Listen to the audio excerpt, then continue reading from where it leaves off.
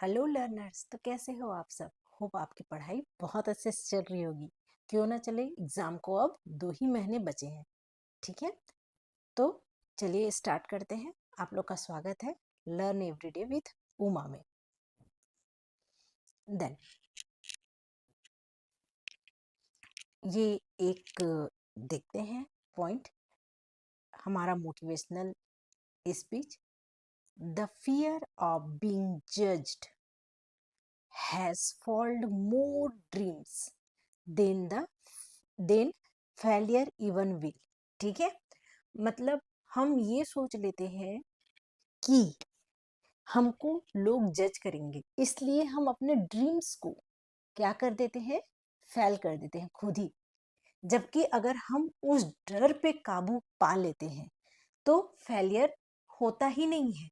ठीक है, तो हम डर से क्या कर रहे हैं, डर से अपनी ड्रीम्स को पीछे छोड़ दे रहे हैं। तो डरना नहीं है, 2 महीने हैं, 2 महीने में हम बिल्कुल आगे बढ़ेंगे।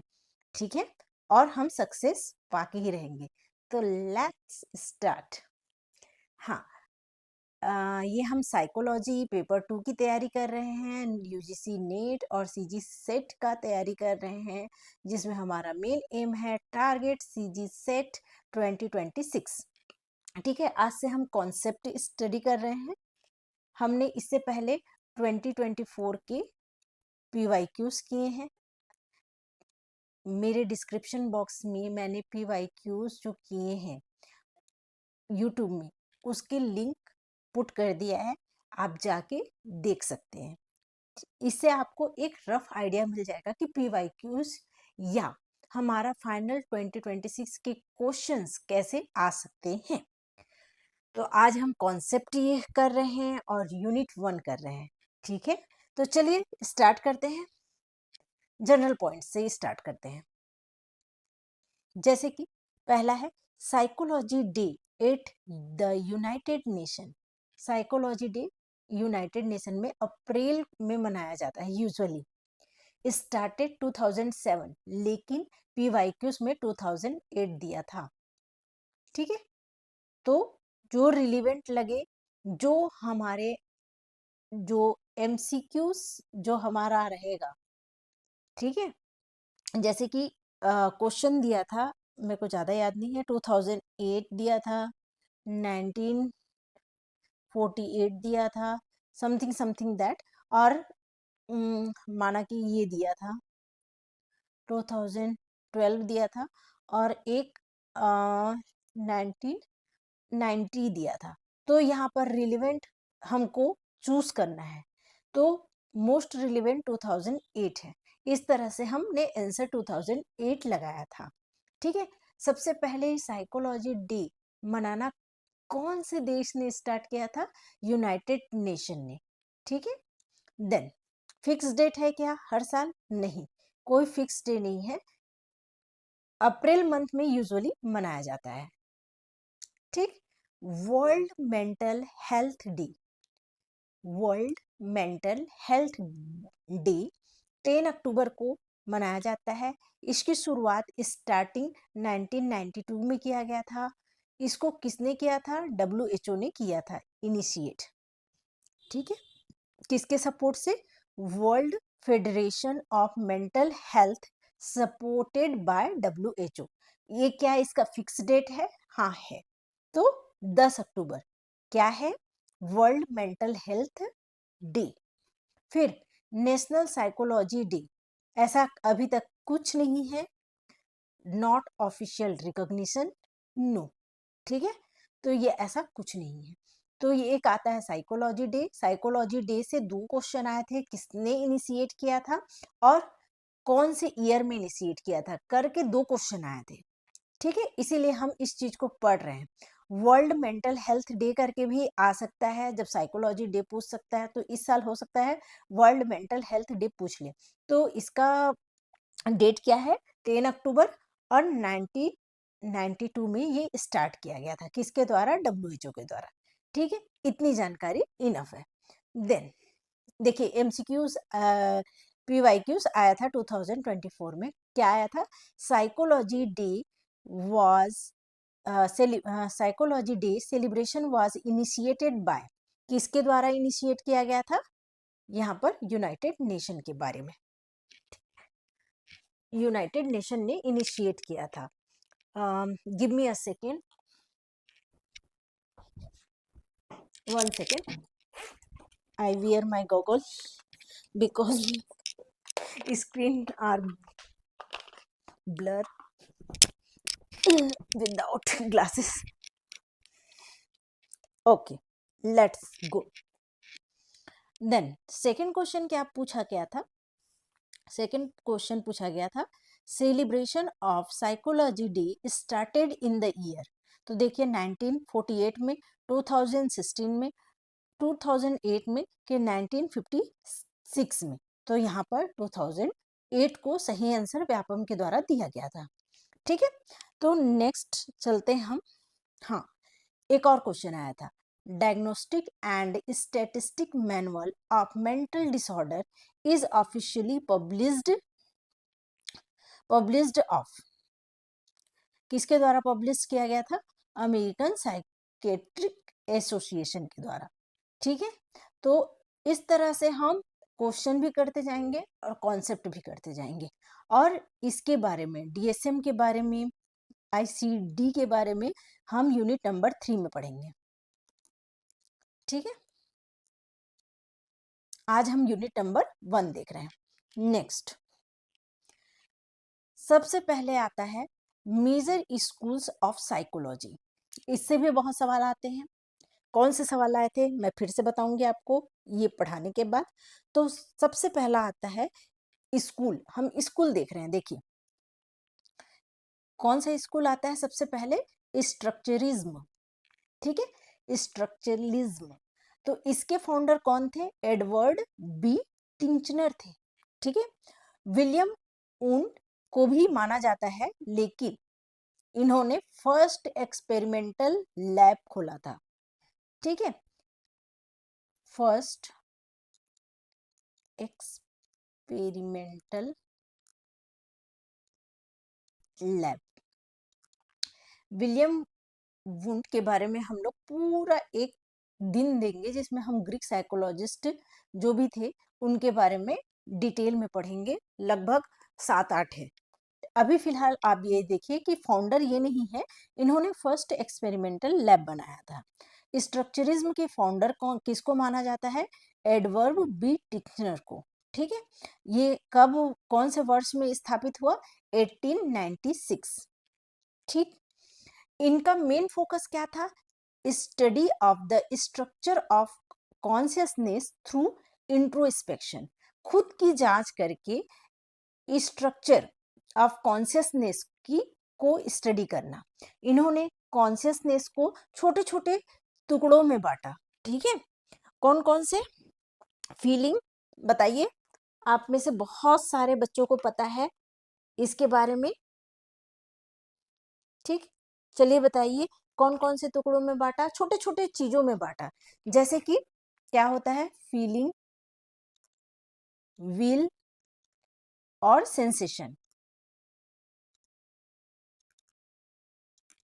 ठीक है, तो इस तरह से स्ट्रक्चरिज्म में हम देखते हैं कॉन्शियस थॉट की अलग अलग छोटे छोटे हिस्से करके हम उसको क्या करते हैं? स्टडी करते हैं। ये रिडक्शनिज्म को सपोर्ट करता है, क्योंकि हम क्या कर रहे हैं? थॉट के छोटे छोटे टुकड़े को स्टडी कर रहे हैं।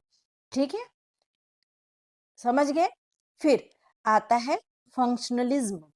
फंक्शनलिज्म क्या होता है? इसके फाउंडर कौन थे? विलियम जेम्स थे। कौन थे फाउंडर? William James. ठीक, एक सेकेंड, विलियम जेम्स इनके फाउंडर थे। इनकी भी स्थापना, जो फंक्शनलिज्म की स्थापना 1896 में हुई। Study of the function and purpose of mind and behaviour. इसमें मेन थीम क्या था? मेन फोकस क्या था? Study of the function and purpose of the mind and behaviour. देखिए माइंड के बारे में बात किया गया है, ब्रेन के बारे में नहीं ना। Study of the function and purpose of mind and behaviour. ठीक है, होल, होल के बारे में यहाँ पर स्टडी की गई थी। ये मानते थे कि कोई भी चीज को छोटे छोटे टुकड़ों में क्या स्टडी करना वेस्ट है समझते थे। ठीक है, ये क्या करते थे, ये क्या इनका क्या कहना था, consciousness flow in a continuous stream.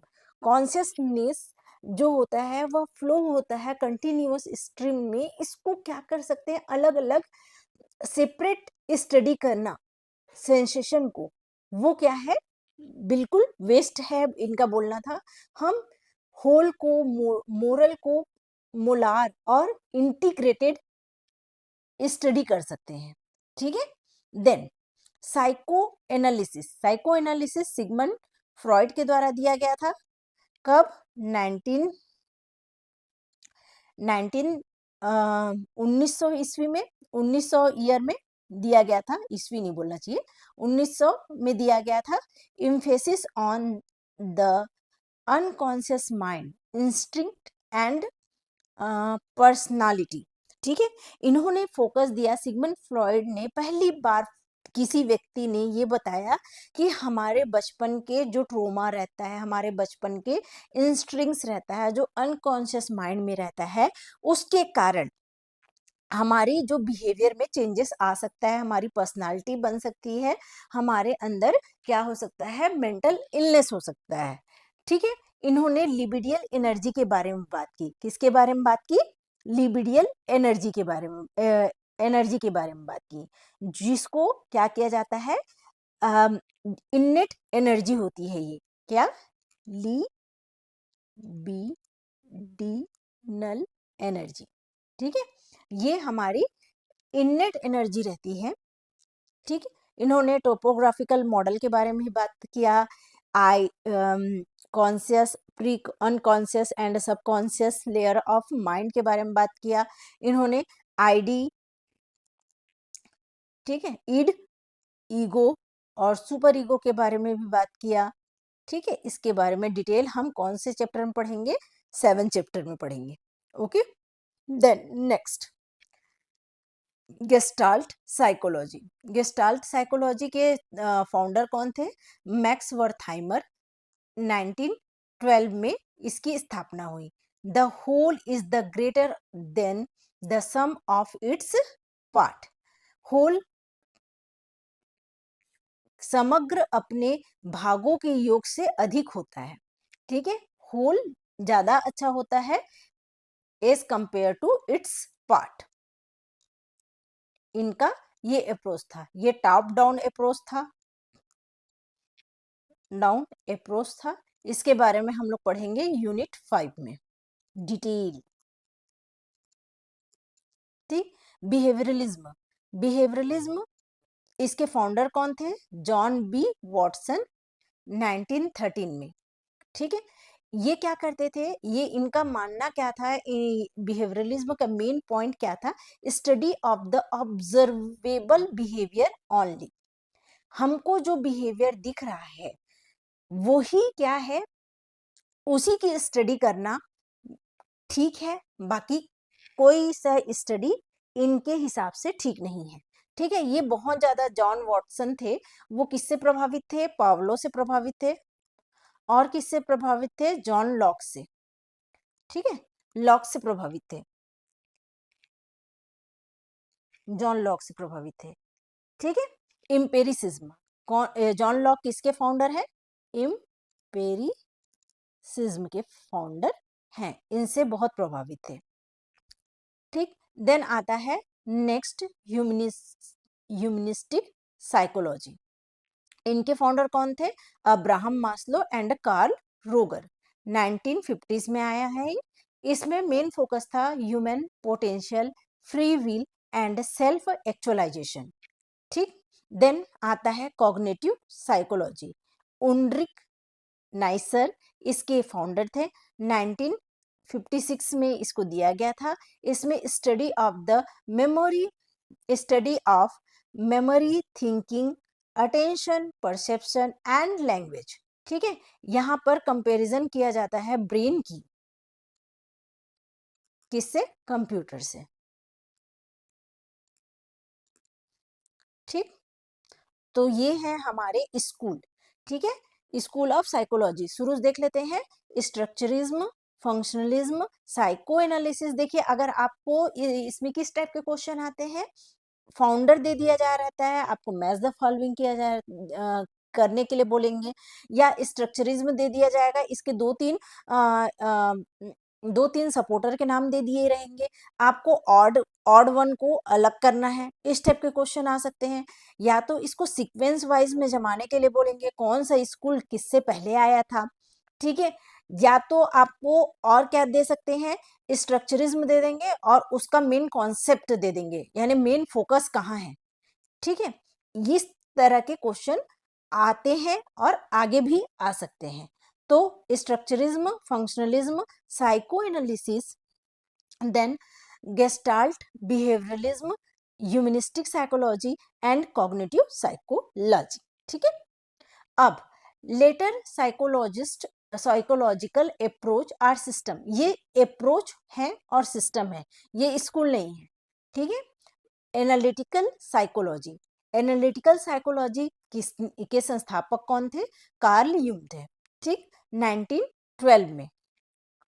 Develop from an psycho analysis emphasis the collective unconsciousness, ये साइको एनालिसिस से प्रभावित थे, पर इन्होंने कलेक्टिव अनकॉन्शियसनेस के बारे में बात किया। तो अगर आपको आता है कल के दिन, इसमें भी क्वेश्चन आते हैं, साइको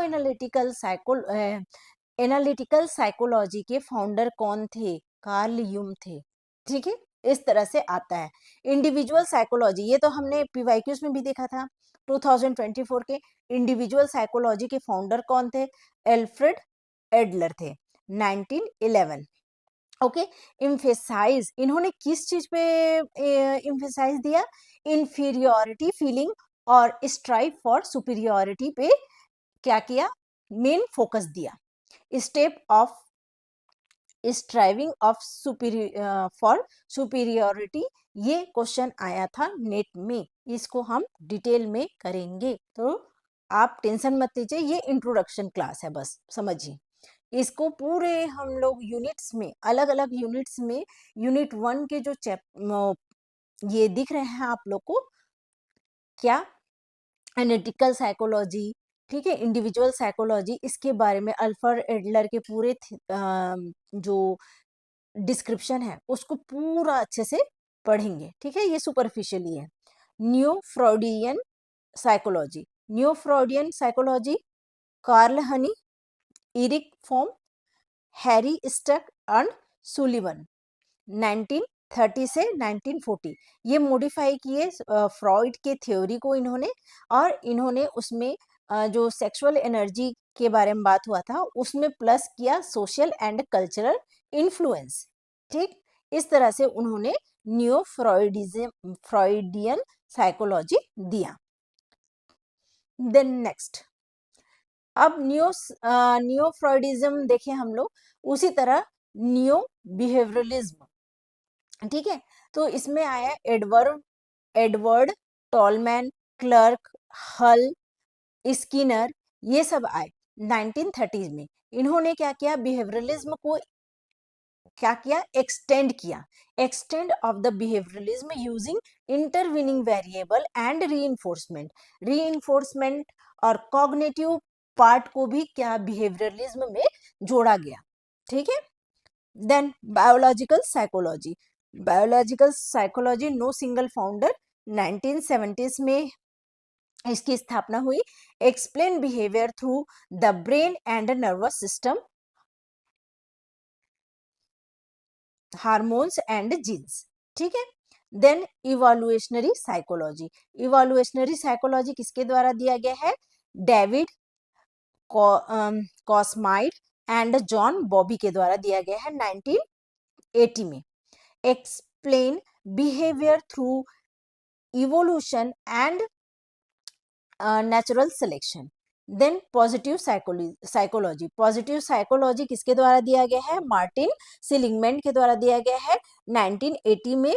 इसमें स्टडी किया गया है happiness, strength and well being का हमारे लाइफ में क्या प्रभाव होता है। इससे पहले जो भी हमने देखा उसमें एक एक पार्ट था, इसमें पॉजिटिव चीजों को, हमारे जिंदगी में खुश रहना, हमारे वर्च्यू, हमारा स्ट्रेंथ, वेलबींग किस तरह से हमारे लाइफ को इफेक्ट करता है, उस पे ज्यादा जोर दिया गया है। ठीक है, then next, forces of psychology. देखिए हमने पढ़ा अभी तक स्कूल ऑफ साइकोलॉजी पढ़ा, ठीक है, फिर उसके बाद हमने पढ़ा approaches and system of psychology, जो कि थोड़े से अलग थे, स्कूल ऑफ साइकोलॉजी से डाइवर्ट होके उन्होंने अप्रोचेस दिया और सिस्टम दिया। इसके बाद फोर्सेस ऑफ साइकोलॉजी भी आता है।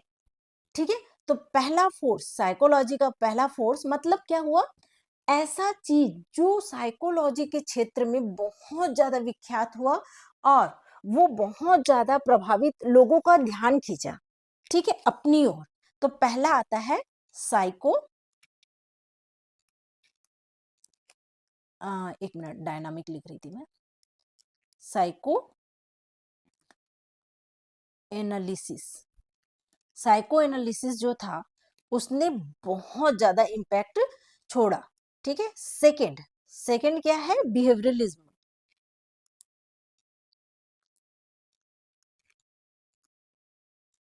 बिहेवियरलिज्म। देन थर्ड आता है, थर्ड फोर्स कौन है, humanism.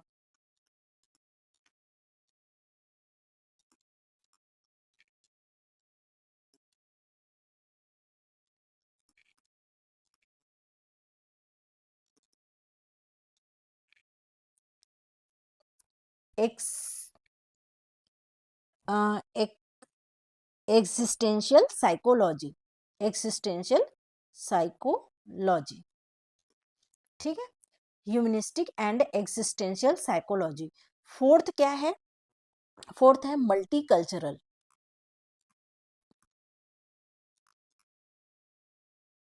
Multicultural and positive psychology.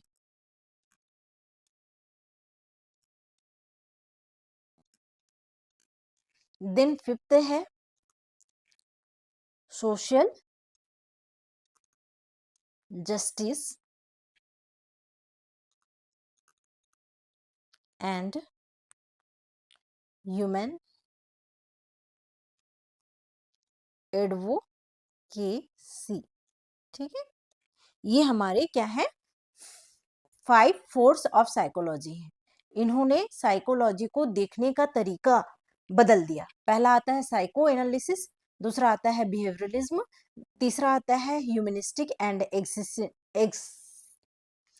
Existential psychology, then multicultural and positive psychology, social justice and human advocacy. ठीक, नेक्स्ट, तो चलिए देखते हैं उस अभी तक हमने जो पढ़ा उससे रिलेटेड क्वेश्चन, जो कि 2000 सेट 2024 में आया था। ठीक है, तो चलिए स्टार्ट करते हैं।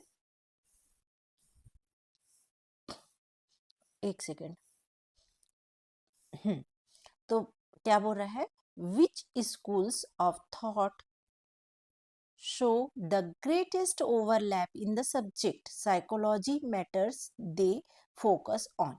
यानी कि कौन से जो स्कूल ऑफ थॉट है उसमें ओवरलैप हो रहा है उनके सब्जेक्ट में। ठीक है, तो देखते हैं। जैसे कि मैंने क्वेश्चन सॉल्व किया था तब भी से बताया था, साइकोडायनामिक जो होता है वह अनकॉन्शियस पे ज्यादा, अनकॉन्शियस थॉट या अनकॉन्शियस जो इंस्टिंक्ट है उस पे ज्यादा प्रेशर देते हैं। तो ये किसी के साथ क्या नहीं होंगे, ओवरलैप तो होंगे नहीं। देन सी वाला देखते हैं, bio psycho social, socio cultural और कॉग्निटिव। कॉग्निटिव प्रोस्पेक्टिव अभी हमने देखा, कॉग्निटिव प्रोस्पेक्टिव बिल्कुल अलग है। ठीक है, इसमें हम क्या देख रहे थे, कॉग्निटिव प्रोस्पेक्टिव में हम देख रहे थे कि ब्रेन के फंक्शनिंग के बारे में देख रहे थे। ठीक, किस तरह से ब्रेन फंक्शन करता है। लेकिन बायोसाइकोसोशियल में थोड़ा सा मिल सकता है बायो, लेकिन साइको सोशियो कल्चरल से ये किस डिफरेंट ही है हर मामले में। ठीक है, तो ये ओवरलैप तो हो नहीं रहा है। कॉग्निटिव साइकोलॉजी बिल्कुल ये कॉन्शियसनेस के बारे में बात करता है फीलिंग, मेमोरी, परसेप्शन के बारे में बात करता है। गेस्टाल्ट भी कॉन्शियस फीलिंग के बारे में बात करता है, कॉन्शियस थॉट दैट फ्लो, ठीक है। देन स्ट्रक्चरिज्म भी हम जानते हैं कि इसमें भी हम कॉन्शियस थॉट के या कॉन्शियस जो प्रोसेस होता है उसको छोटे छोटे टुकड़ों में या पार्ट्स में हम बांटते हैं और उसका स्टडी करते हैं। इस तरह से हमारा बी आंसर सही हुआ।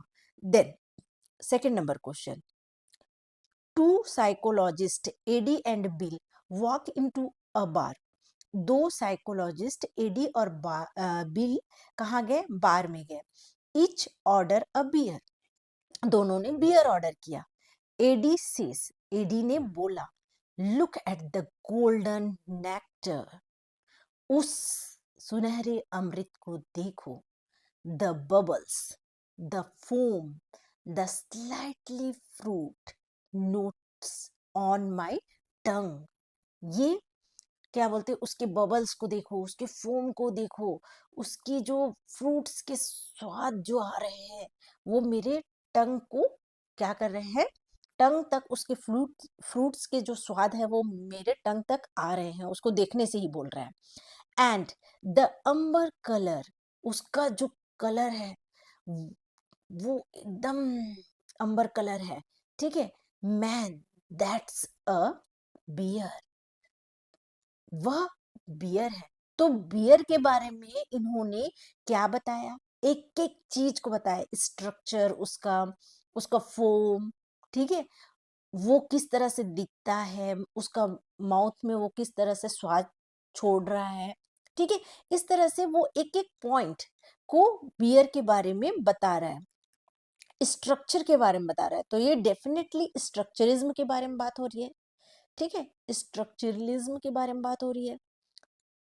तो ये तो हमारा बी ऑप्शन खत्म हो गया। Second, Eddie most likely indoor, क्या बोल रहा है, वेयर वेदर इज बिल, अच्छा सॉरी, यहाँ पर बिल क्या बोल रहा है, this will get me drunk, ये मुझे क्या कर देगा, ड्रंक कर देगा, यानी कि नशीला बना देगा, ठीक है, या मेरे को नशे में धुत कर देगा। तो ये फंक्शनलिज्म को सपोर्ट कर रहा है। तो इस तरह से क्या होगा, हमारा आंसर ए होगा, ठीक। अब थर्ड क्वेश्चन को देखिए, which founding contributor to psychology help develop behaviouralism, behaviouralism के डेवलप में कौन से साइकोलॉजिस्ट का मेन योगदान है? तो हमने टिक किया था वॉटसन एंड पावलो, ठीक। इस तरह से आपको क्वेश्चन आता है। ये कब कब पीवाईक्यूज है, ये हमारा 2000 वेयर इज द कर्सर, ये पीवाईक्यूज है सेट 2024, ठीक है। कौन सा सेट? सीजी सेट, ठीक। देन नेक्स्ट स्लाइड में चलें। चलिए अब हम देखते हैं ग्रीक फिलोसोफर का और उनका कंट्रीब्यूशन टू साइकोलॉजी, ठीक। पहला देखते हैं हिपोक्रेट्स। हिपोक्रेट्स को क्या बोलते हैं? Consider the father of medicine, ठीक। Rejected supernatural explanation of illness and promote scientific observation. इनके समय में क्या होता था, जब भी कोई व्यक्ति बीमार होता था तो उसको सुपरनैचुरल पावर से जोड़ते थे, ठीक है, आपको पता ही है। लेकिन जैसे हिपोक्रेट्स आए, उन्होंने बताया कि सुपरनैचुरल पावर कुछ होती ही नहीं है, जो भी हो रहा है वह केवल हमारे बॉडी के कंडीशन के अकॉर्डिंग हो रहा है, ठीक है। हमारे बॉडी में बहुत सारे फ्लूइड्स पाए जाते हैं, उसकी कमी, उसकी अधिकता के से हमारा क्या हो रहा है, हमको तरह तरह की बीमारियां हो रही है। उन्होंने क्या बताया, उन्होंने 4 ह्यूमरस थ्योरी के बारे में बताया, ठीक है, डेवलप किया, developed the 4 humoral theory according to which health and personality depend on balance of the 4 body fluid। 4 body fluids के बैलेंस से हमारा क्या हो रहा है, पर्सनालिटी बन रहा है। कौन कौन से? Blood, yellow bile, black bile और फ्लेगम, ठीक है। तो ये चारों हमारे बॉडी में पाए जाते हैं और इनके बैलेंस या इम्बैलेंस से हमारा क्या होता है, डिसाइड होता है कि हम बीमार पड़ेंगे कि अच्छा रहेगा, हमारी पर्सनालिटी कैसा रहेगा, इस चीज पे डिपेंड करते हैं। ठीक है, ये जो साइकोलॉजिस्ट थे ये मानते थे डुअलिस्ट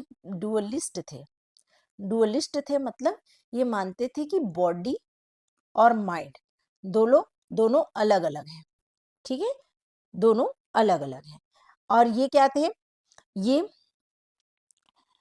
बॉडी फ्लूइड से टेम्परामेंट, इन्होंने 4 प्रकार के टेम्परामेंट दिए based on this body fluid.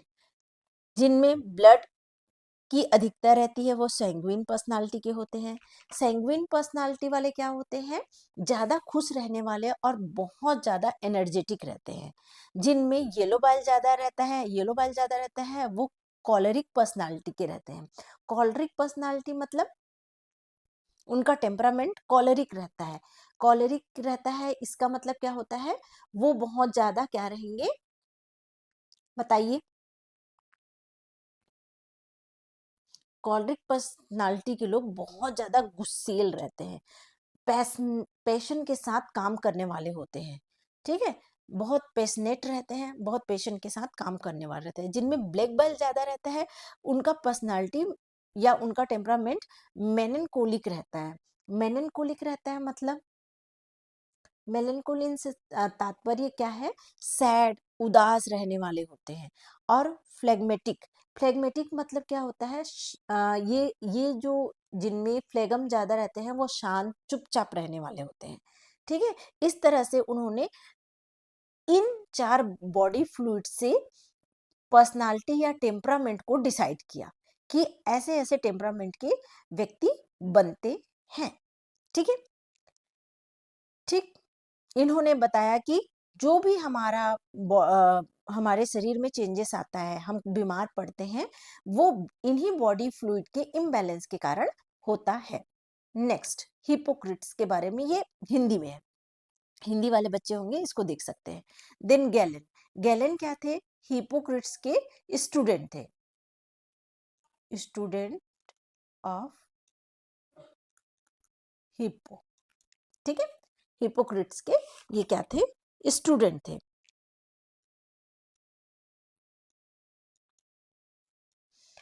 इन्होंने जो 4 ह्यूमरल थ्योरी किसके द्वारा दिया गया, हिपोक्रेट्स के द्वारा दिया गया, उसको एक्सपेंड किया। Conduct detail anatomical study according to that era. Okay, उस समय क्या हुआ था, एनाटॉमिकल स्टडीज जिस बेस पे हुई थी उस हिसाब से इन्होंने क्या किया, डिटेल किया।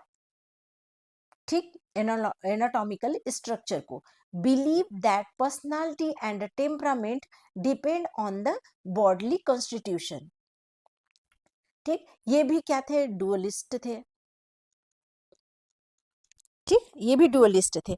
और डुअलिस्ट जनरली क्या करते हैं, इंडक्टिव रीजनिंग पे इंडक्टिव रीजनिंग पे बिलीव करते हैं। इंडक्टिव रीजनिंग मतलब क्या होता है, चलिए बताइए कमेंट्स करके। Inductive reasoning go to the PIG, PIG मतलब पर्टिकुलर टू जनरल। ठीक है, आई यहाँ पर स्टैंडिंग इंडक्टिव रीजनिंग।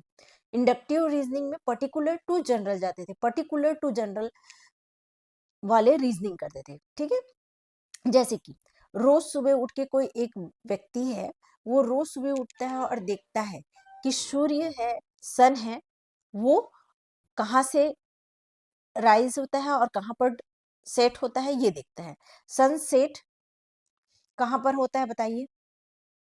ठीक है, पश्चिम दिशा में होता है। ठीक है,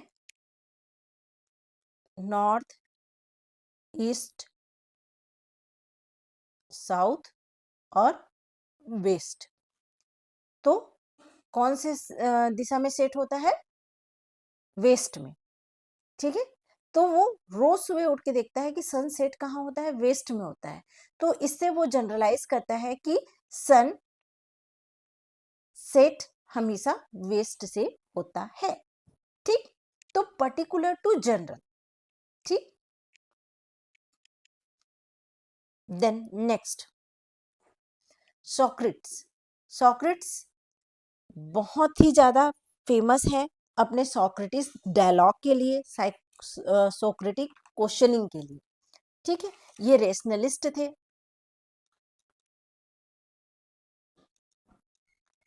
डुअलिस्ट थे,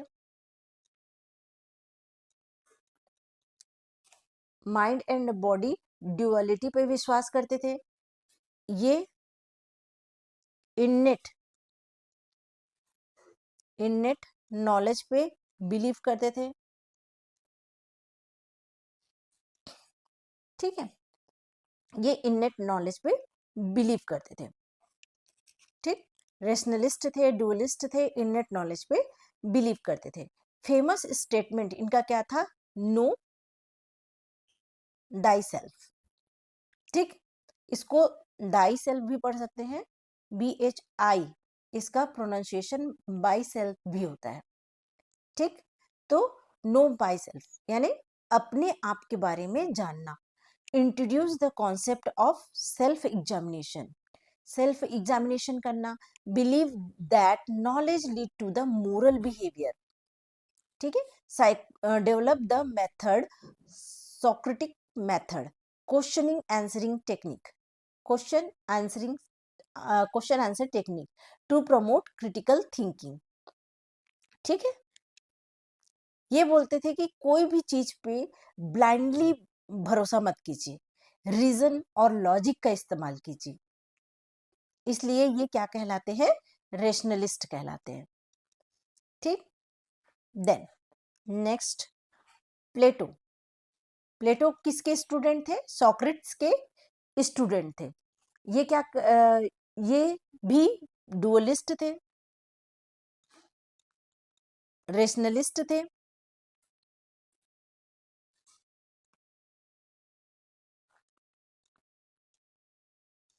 ठीक है। इनेट नॉलेज पे विश्वास करते थे,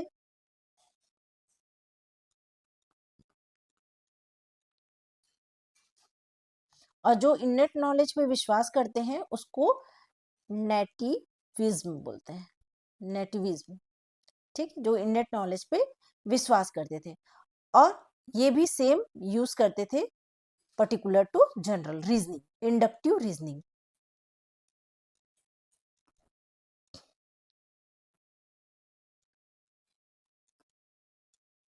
देन प्लेटो ने बहुत सारे एलिगरीज भी दिए हैं और बहुत सारे थ्योरीज भी दिए हैं। उसको हम प्लेटो का एक पूरा डिटेल में क्लास लेंगे, उसमें हम डिटेल में पढ़ेंगे। जैसे कि केव एलिगरी है, और क्या है, और क्या है बताइए? चेरी चेरिटोरी एलिगरी है, ठीक है। और इनके जो थ्योरी है फॉर्म थ्योरी, इसके बारे में भी हम पढ़ेंगे। Then Aristotle. एरिस्टोटल प्लेटो के स्टूडेंट हैं, ठीक है, जिनको क्या बोला जाता है? फादर ऑफ साइकोलॉजी बोला जाता है। आज इसको ऑफन कॉल्ड, हमेशा नहीं, ऑफन, ऑफन यानी हमेशा ही होता है, कॉल्ड फादर ऑफ साइकोलॉजी। लेकिन लेकिन अभी नहीं बोलते हैं, ठीक है। फादर ऑफ साइकोलॉजी बोलेंगे तो हम किसको बोलते हैं? बताइए, फादर ऑफ साइकोलॉजी कौन है? चलिए चलिए चलिए चलिए, आप कमेंट्स करके बताइए, फादर ऑफ साइकोलॉजी किसको बोलते हैं? एरिस्टोटल को बोलते हैं कि किसी और को बोलते हैं?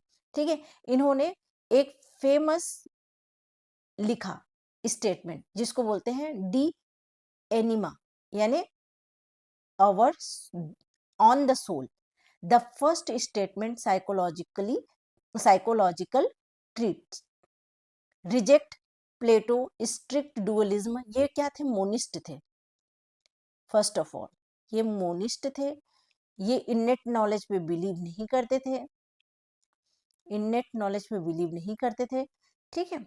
और ये क्या थे? ये कौन सा रीजनिंग यूज करते थे? ये इम्पेरिसिज्म का पहले देखते हैं। इम्पेरिसिज्म यानी ऑब्जर्वेशन बेस्ड लर्निंग को प्रमोट करते थे। डिडक्टिव रीजनिंग को ये क्या करते थे, प्रमोट करते थे। डिडक्ट, एक सेकेंड,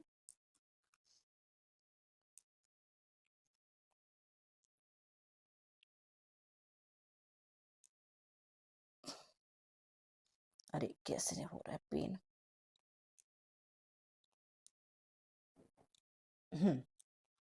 ये क्या करते थे, डिडक्टिव रीजनिंग, जिसमें हम जनरल से स्पेसिफिक में जाते हैं, इसको ये सपोर्ट करते थे, ठीक है। और इननेट नॉलेज पे विश्वास नहीं करते थे। ये हम जो सेंस ऑर्गन से परसीव कर रहे हैं, दैट इज द ओरिजिनलिटी, ठीक है। बाकी कोई भी चीज पे ये यकीन नहीं करते थे, ठीक है। Sensation, perception, memory, learning, imagination, emotion, motivation, and dreams. Believe that knowledge brings with sensory experience. That is empiricism. ठीक। Then next हम आगे बढ़ते हैं।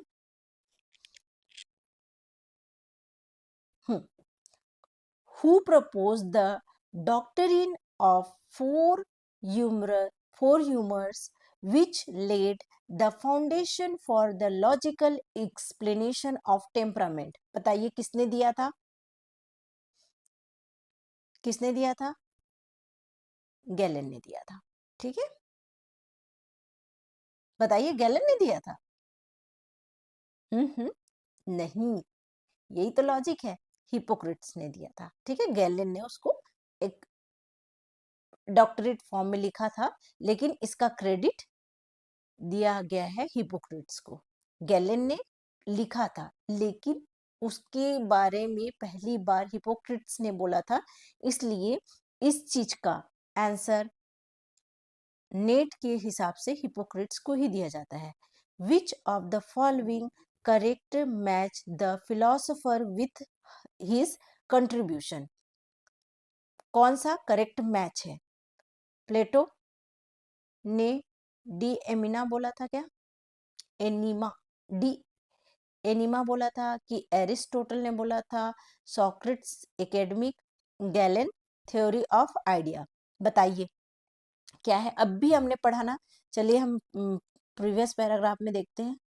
देखिए सॉक्रेट्स वाला सही है, ठीक। तो यहाँ पर कौन सा गलत है? प्लेटो।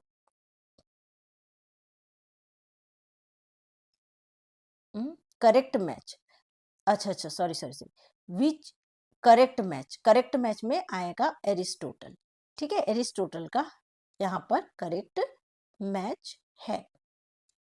Then next, the Socratic method is primarily based on questioning and dialogue. According to the Plato, the highest faculty of the soul is, प्लेटो के अनुसार हाईएस्ट फैकल्टी ऑफ सोल क्या है? अपना रीजनिंग। देन पैराडिग्म, पैराडिग्म पढ़ेंगे हम आज की कल के लिए रखें? चलिए इसको कल के लिए रखते हैं, कल हम यहीं से चालू करेंगे पैराडिग्म से, ठीक। आप कल पढ़ के आइए पैराडिग्म के बारे में, ठीक है। और हम टाइप्स देखेंगे, ऑन्टोलॉजी, इपिस्टेमोलॉजी, मेथोडोलॉजी, एक्सियोलॉजी, ठीक है। चलिए इसको कल के लिए रखते हैं, हम आज यहीं पर ही खत्म करते हैं। आपको सेशन कैसा लगा कमेंट्स करके जरूर बताइए, ठीक है। तब तक के लिए bye bye, have a good day, bye.